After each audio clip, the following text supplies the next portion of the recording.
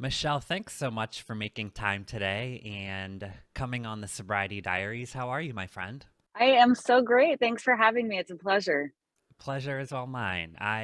We were kind of just laughing a bit. This all came about very quickly. I posted on Instagram, "Hey, who wants to share their story?" And you were willing to jump in right away. So, what sort of prompted you to want to share your story today?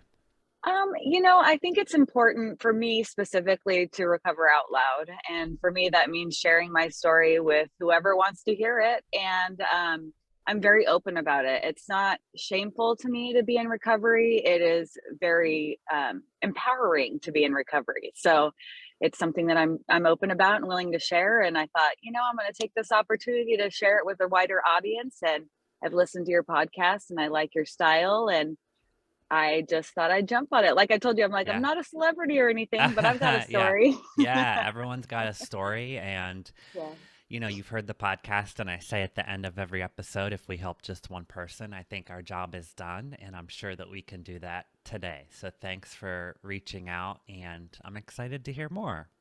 So I like to start by inviting you to share when was your last drink or drug, and why was it that day in particular? Sure. So I am at 278 grateful days free of alcohol use Yay! today. So thank you. Congratulations. Thank you. And alcohol was my big substance of choice. So that's what I really became addicted to and having a problem with. My Yeah. last drink would be on June 12th of 2021. And the reason it was that day is about a week before that I had reached out to a friend that was actively in recovery through AA and had been posting about it on Instagram. And I said, I think I have a problem and I kind of want to go to a meeting.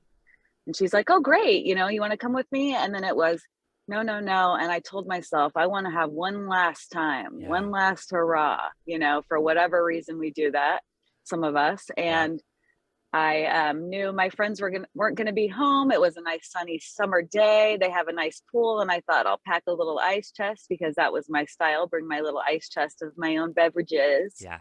and packed it up with about 14 White Claws and headed on over and started slamming them as fast as I could by the Mm. pool. Of course, I passed out in the sun for a while, probably a good hour by myself, because swimming while you're intoxicated sounds like a great plan, right? Yes, Alone. absolutely, absolutely. Got in the pool a little bit, then sat back down on the patio, passed out again for probably half an hour, and went over, cracked open another White Claw, dozed off again, woke up. It was warm, so I had slept long enough, but it's also hot here in the valley, and realized that I had drank about 11 and then decided this will be a good time to go ahead and go home.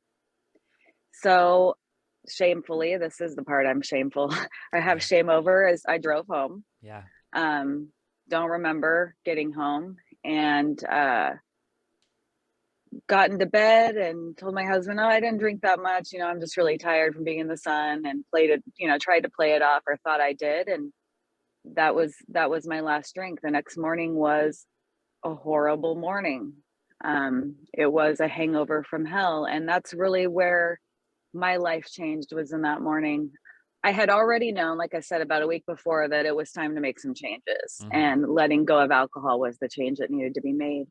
And that morning, as I'm vomiting and shaking and laying on the bathroom floor and sweating and, just kind of writhing in pain, and I'm praying, I'm actively praying out loud, like I would often do when I need something. Yeah. And I'm saying, "Please, God, I know I've got to stop. Please help me. Like, I'll do anything, let this be the last time. I can't do this anymore. I need your strength." And I just remember kept saying, I'm like, "Please, I need your strength. I can't do this by myself. I know I can't. I'm not strong enough."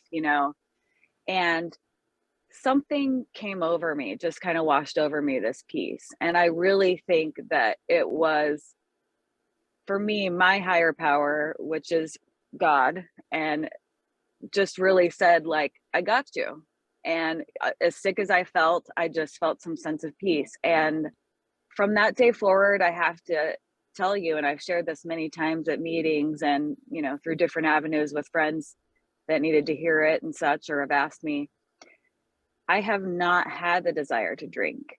Wow. Now, I have the unique experience in that that obsession has been gone from me since that day. Hmm. And I am very grateful. I know that it doesn't work that way for everybody, but I have not had the temptation to pick up a drink. I can walk through that section of a store and I'm not tempted. I don't have that taste. My salivary glands aren't saying, "Ooh, you'd love a Yeah. margarita." I Yeah. mean, does it sound pretty good? Kind of, but I remember where I was and I just don't want it. And I'm really grateful for that. Yeah, I can relate to that, not in the sense that it happened very quickly or immediately. I think I was probably about a year, maybe a year and a half into recovery, and that was lifted from me as well. And I think I my heart goes out to those who still struggle and hang on to their sobriety when that urge or that craving exists far longer. I think we're probably a few of the lucky ones that it gets lifted Mhm. from. There is some guilt there, like you Hmm. said, because I feel bad that people are like, "Oh, isn't it so hard? It's so hard, right?" And I'm like, Oh, yeah, because it's yeah. not hard for me, and I Mhm. feel guilty that it's been easy, but I can appreciate the struggle that others face, Yeah. and, I have that empathy that I wish that I could wave a magic wand or, have God or whatever, their higher power or anything intervene and just snap and make it easier for people. But I've learned that, it's okay that it's easy for me. Right. Everybody's journey is different and not to feel as guilty, but I do wish that it would be easy for everyone, of course. Yeah. In looking back, through different moments in your life, have you been able to identify any things that have contributed perhaps to your addiction? Or I guess in Yeah. self reflection, how do Hmm. you, place where Hmm. or sort of how this began? Hmm. For me, I was like I would say a pretty short term alcoholic, alcohol abuser. And that the pandemic is really when it kicked off for me. And I think that happened to a lot of us too. But Yeah. I had lost my job at the beginning of the pandemic, a job that I thought that I really loved and was like my dream job. And that was kind of ego and soul crushing to me. It ended up being for the best and a real blessing in disguise, but that kicked off the, oh, poor me, now I'm unemployed and now we've got this pandemic and da da da da da. And I have all these feelings, I'm looking for a job, no one's hiring. Okay, well, let's have a drink during the day. Oh, Yeah. it's fun to go on, social media and TikTok and see all these fun new drinks people are drinking and, all these little things that I just started thinking it was funny to, have a 8 o'clock drink or a whatever, Yeah. middle of the day bender, and then it became, I had a friend at the time who I'm no longer friends with, for obvious reasons. We're on different paths now, but we really became kind of codependent and just like buddy drinkers where it was like, come over and we just get wasted and then we're door dashing, more alcohol or Yeah. getting somebody to give us a ride to get another bottle and it just was getting ridiculous and I was lying about it and lying to my husband who worked nights. It's like as long as I was home by the time he was home he wouldn't know how much I drank because I could Right. be asleep by 1:30, and just stupid stuff, picking fights, not being myself, turning into a person where it just wasn't me. And I started also during the pandemic really thinking about my past and my childhood, which was really tumultuous. And those feelings came up of, a lot of emotional abuse, just some violence in the home. And without digging too deep into those things, I just felt like I was always told to kind of put my emotions away. I'm too emotional. I'm too much. I'm difficult. I'm bratty. I'm, whatever. Yeah. Um, I just didn't like who I was. I always felt like alcohol gave me the opportunity to be somebody else and this fun, bubbly, carefree, who Mm. cares, party animal. And I didn't want to admit parts of myself were there. I identify as pansexual. And as a child, it was kind of a joke that, oh, Michelle's a lesbian, and it Yeah. was joked about. And I felt shame that, well, I might be, you know what I mean? Yeah. And maybe I do like girls. And then I wanted to be a police officer. Well, police officers are lesbians, Right. just all Right. those things. And I always thought, oh God, I can't be a lesbian because they'll make fun of me, right? Yeah. Whoever. And it took me forever to even admit, besides to very close people, and why we have to even come out to people, like it's none of your business, but Right. whatever, that's Right. a whole nother podcast, right? Yeah. But it's like, Absolutely. I Society am who I has am. put that Right. on to us that we do have Hmm. to. It Right. sucks, but yeah, totally get where you're coming from. Yeah, so I mean, there was that part of me too that was like, I never really explored that. And the relationships that I had with women were in secret because had this shame about it, because I was afraid somebody would look down on me or my family might not accept it or whatever. And in the long run, none of them really would give a shit. Yeah. It was just these inappropriate jokes, really. And so finally one day it was like, National Coming Out Day, and I posted on my Instagram, like, if you didn't know, now you know. Okay, here's me Yay. coming out. Like, Yeah. I like men or women. I happen to be married to a man that I'm very in love with. It could have very easily have been a woman. Like, sex organs don't matter to me. Like, Yeah. whatever, get over it, Yeah. Yeah.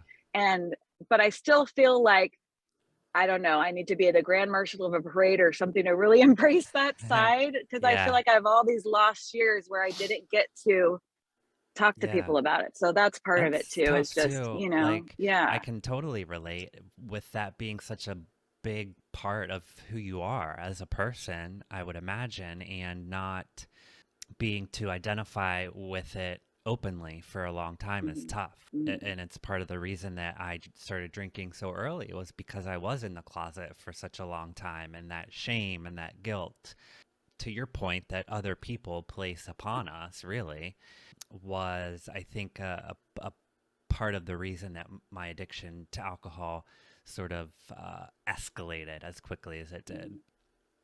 Yeah. Yeah. I mean, I have two nieces that are questioning, I would Yeah. say, and one of them that probably identifies more as probably pansexual, I would say. And, she's 14 years old, and they're very open with me, and I'm very supportive of them. And I hope, I tell them, I'm like, if that's how you feel, embrace it, be safe and be smart about your decisions, but you need to be who you want to be no matter what other people think. You come to me. And their mom, my sister, is very supportive of them.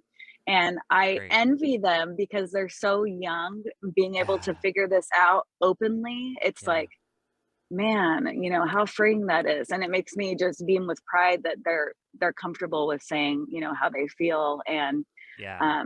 I'm glad that they don't have to go down that same route Same. that I did, Yeah. being 41 and finally now being able to say, hey, look, here's my flag, guys. I know. I know it. It's sad, I turned 40 but next it's okay. month, and I've been like reflecting on different things throughout my life, and like I think there was that sadness for a long time that I didn't always get to be so free and so open and always be Hmm. happy and open with relationships. But I think, like, to your point, you kind of have to shift, or I had to kind of shift my perspective on it and say, like, okay, in one way, it's like the things that we have done or like we have been through or experienced are haven't gone in vain. They are, so like Hmm. this younger generation can do that and feel like it's okay to be open and free and happy and who they Hmm. are. So I love that you mentioned that. I kind of have to have Yeah. that perspective on things as well. Yeah, like paving the way for the next generation, Yeah, making it just a little bit easier, hopefully. exactly. Yeah.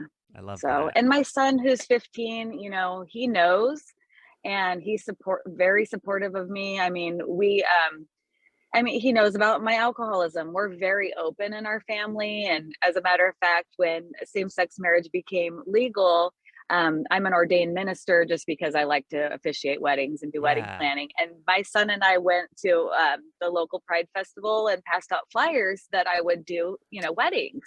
And amazing. it was really exciting to me. It's just a different time. And Yeah, he was little then, but now as a teenager, his whole outlook, he's just very, very accepting and understanding and mature about things. But I love that. yeah. What are some short-term goals that you have for yourself and this new sort of focus on yourself and this different, Yeah. path that you've created for Mhm. yourself? What are some things that you want to accomplish? Geez, well, in this new clear headspace, it's like I have all this time to think, right? All this time Yeah, of serenity and peace that I had crazy thoughts before, and now I can just sit there and I'm okay with my mind. I'm going back to school now and finishing up my bachelor's degree, which I've put off for a long time for various reasons. There's always a reason. It's right, cost, it's right. time, it's work.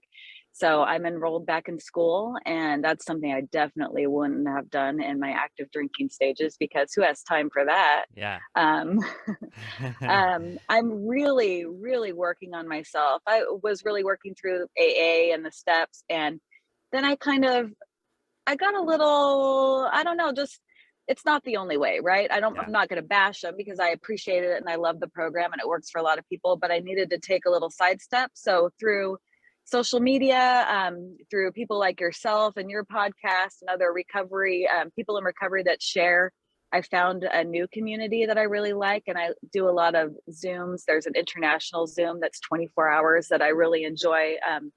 Being popping in on. So one of my short-term goals is to start leading those meetings. Amazing. Yeah. And then just really not overcommitting. That's something that I do a lot. Mm, I work in nonprofits, so it's easy to get pulled onto boards and things. But I know that right now is a time where I need to go day by day and work on myself. Like I said, it's been easy for me to resist temptation, but there's part of me that thinks any day that could flip. yeah. I recently, gosh, just like a week and a half ago, totaled my car. You Oh, know, praise the Lord, I was sober, so thank that part God. wasn't, Right. that part wasn't on my conscience or whatever. But that's a stressful situation. I don't have the greatest credit. It'd have been easy to pick up a drink to forget about that, but why? What Yeah. was that going to do? That wasn't going to make my credit score get higher or make a down payment appear. So it's a whole new way of thinking. So just learning how to deal with stress and continually dealing with stressful situations and remembering that I can't control what happens. I can only control my reaction. Mm, And as long as I do what I feel is best and react in a positive way, it really does change the outcome. for sure. Um, Yeah. so, Yeah. We can't just control just remembering the, those things. how perhaps the other driver acted or Right. how Yeah. the police officer treated you, but you can Hmm. control your own response and your own reactions, right? Right. Right. So yeah, I've gotten back to thinking things through and, watching that impulsive reaction to do something to alter my mind to get over it or whatnot. Right. I take antidepressants and I thought for the longest time, gosh, these things just don't work. Well, they don't work when you mix them with a bunch of alcohol, like you're not Same, supposed to. same exact, Soon as same I thought. stop Yeah. drinking, the same dosage just happens to work like a miracle. Yeah. Right. Who As would have thought? we're filling our body with liquid depressant and Right. wondering why we're sad, right? Yeah, it's like, "Why am I so depressed and feeling so low today? Gee, I Yeah. wonder, Michelle," you Yeah. know? One of the biggest changes or shifts in my life, positive things with my recovery, was being able to mend relationships and revisiting relationships that perhaps were fractured because of my drinking. What are some of or your favorite or I guess most surprising benefits of sobriety? I would say one of the most surprising is that I'm more control of my emotions. Mm, I was one of those people that could burst into tears at any moment, from anything. Your boss calls you in to talk to you about why you're late, and it's like, let me cry about it. yeah, Always yeah, feeling like I'm just on the verge of tears, and I just couldn't manage them. And I remember walking into my first meeting, and of course, crying through the whole thing, yeah, and same. someone talking about how they were able to learn how to regulate and control their emotions and not be so quick to cry. And I thought, Wow, I hope I can be her one day. But through learning how to process everything and the empowerment of if I can stop drinking, I kind of feel like I can really do anything. There's this crazy like superpower I feel. Yeah. Um, I'm not so quick to turn to tears. I'm better at vocalizing and articulating what my emotions are. So in confrontation or such, I'm able to stand up for myself a little bit. And that's really surprising for me. And mending relationships, I currently have a really fractured relationship with my dad and his wife, my stepmother of 30 some years. And there's been a tumultuous history, and there has been some instances of emotional abuse that they want to pretend that didn't happen, and have told me that didn't happen, and I know that it did. And I finally had to really set boundaries where I said, look, until we can heal these things, we can't have a relationship, because I can no longer sweep this under the rug. Yeah. Because being around them and ignoring it and pretending like everything's always been fine and we're this great family, that is something I am afraid will take me back to that place where I want to drink. Yeah. Because at every family gathering with them, I would drink to feel like I could deal with the teasing. My family's they're very funny. I have a hilarious family, but their way of being funny is to pick a victim Oh, yeah. and zero in on them, and you are it. And a lot of the times it would be me, because I can take it. I'm stronger. Yeah. Yeah. But there's only so much you can take of saying, well, her and her bad attitude, and asking my husband, how's it going? We know how difficult she can be. Like, who needs that? Yeah. And Yeah.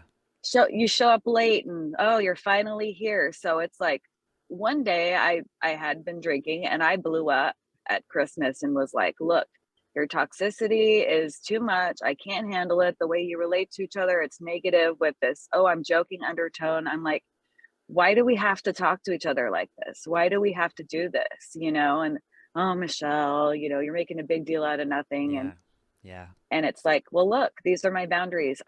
We don't act like that in my household. We're not comfortable with those jokes, making fun of somebody's height, weight, the size of their foot, whatever. It's just not why. So we're working on that.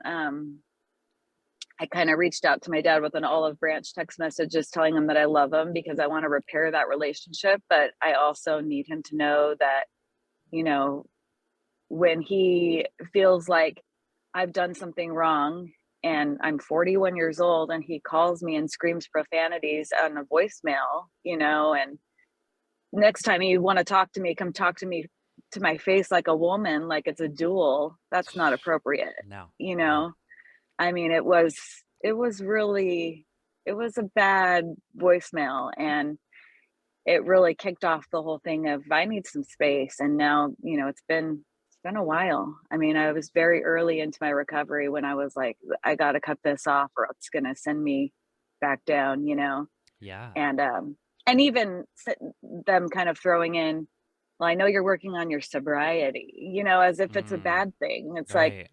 yeah, I am working on myself. So we're working on mending relationships. Like my sister is one that I had, been intoxicated around quite a bit. And I said, I'm really sorry for any times I made you uncomfortable or embarrassed, and she really was just like, no, you're fine. You were fun. You were Yeah. fine. Yeah. It's like, what do you mean I was fine? Yeah. So you never know how, these things are going to go. I mean, you know, really told my husband, the only times we would argue is when I had been drinking and he's not a drinker. Or he'd tell me, hey, take it easy when we go tonight, don't go so Mm. hard. And then I'd be like, well, don't tell me what to do. And then it Right. became, he's Right. not looking. Yeah. It's so that, I mean, we like never argue. I'm like, really? All that was because somebody wanted to imbibe a little too heavily, Right. So Right. those relationships are important to me. My sister and my husband are the closest people I would say to me, and we're good and solid. So from there, I'm like, if I That's can great. make sure that they Yeah. work, I can make Yeah. sure anybody. Yeah. And those boundaries are healthy, right? It's healthy to have reasonable boundaries with someone. Mhm. It is. We have to do what we need to do to protect ourselves and keep ourselves Absolutely. healthy. Yes. And as hard as it is to sometimes say, "Look, I can't talk to you for a while," especially to your parent, Yeah. but it's rough. And I mean, my mom passed away when I was 20. She had a history of drug abuse that, she turned her life around and she quit, but it does damage to your body, and she ended up having a massive stroke at 39, and that was Mm. a path that I didn't want to see myself go down. And all of my mom's side of the family is heavy in addiction. Out of 5 siblings, there's 2 left, and 3 of them really their deaths were addiction contributed to their deaths, which is really unfortunate. Wow. Michelle, what's something you're grateful for today? I am grateful that I am here and healthy and I'm alive and able to share my story. Hopefully, it gives somebody strength to be themselves and be strong and really know that a substance like alcohol is not making you a better person, and no one needs it. No one needs it.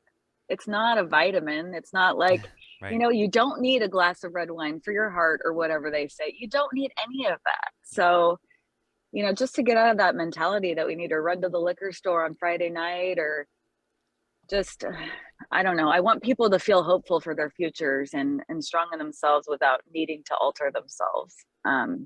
Believe in yourself and have some confidence. It would be a really boring world if we were all the same. So Oh, we've all got to be a little bit different. that's I right. mean, you know, That is right. I don't want to be friends with a bunch of Michelles, that's for sure. I hear you. Well, we have a lot of listeners in early recovery. So what advice would you give to someone who is considering stopping drinking or is Mhm. perhaps realizing they have a problem? How have you navigated the first year, or what advice would you give them? Yeah. I would definitely encourage them to reach out to someone that's in recovery. And if they don't know someone, chances are they have a friend who has a friend. Um, a lot of people are really open about their journey. So social media is a really good place. I think, we sometimes it gets bashed, but I find a lot of good in it. So Yeah. I follow a lot of recovery, people in recovery, their accounts. TikTok, I follow a lot of people that are in recovery, and that really encourages me. But really reaching out to someone in your community that you can go to a meeting with. For me, a meeting was a good start to hear stories and really hear people's strength, of 30 years of sobriety or Yeah. 2 days. It was a really good opportunity for me to know that I wasn't alone, and hearing stories being shared, where you find things in common and you don't feel so awkward or so like something's wrong with you, because there's so many people that are suffering silently that really just need a friend to encourage them. So find someone you trust that you can kind of hang out with. Really surround yourself with people. If you're trying not to drink, hang out with people that don't drink. It's a Mm. lot easier to stay strong. you know, I am blessed in that I have good family and friends that I hang out with. And the minute I stopped drinking, I told them, and they have been nothing but supportive. Nobody's tried to, say, oh, just have one or anything. They've been really good about it. And like my cousins and stuff that, we used to all drink together, they're like, yeah, with our family history, we probably should all, keep an eye on that. And it's like, Right. yeah, Right. so just leaning on others and surrounding yourself with non-drinkers, finding new hobbies. I love to sing, and I would always be shy. And who knew that in a room of sober people and doing sober karaoke, I would find this empowerment to go up and be the superstar. Yes. So, Oh my God. Sober karaoke. so That sounds amazing. yeah, it really brought me out of my shell, and it was like this therapeutic thing. And now I'm like, when's the next one? I'm just ready to Yeah. go up there, like with my set list. I So, love it. What are two of your oh go-to gosh. karaoke songs?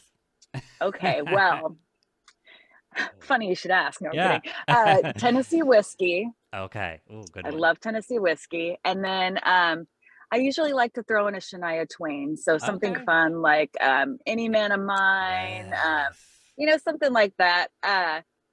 But yeah, I would say Tennessee whiskey. And now I've got a couple of my friends that are like, hey, sing that for us. And so then it makes me feel really Yeah. special, I love that. Yes.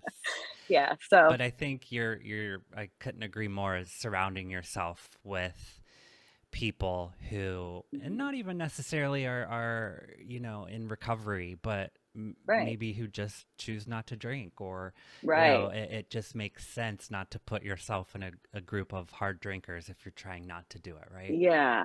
And that could be hard if that's what you hang out with, what all your friends are. Yeah, I mean, I mentioned a friend before that we were really drinking heavy with, and our relationship ended because that's really all that it was based on. It was a very shallow friendship that felt very just codependent and just wrong. hmm, And at the root of it, it was like, how good are we for each other? We're right, not, you right, know?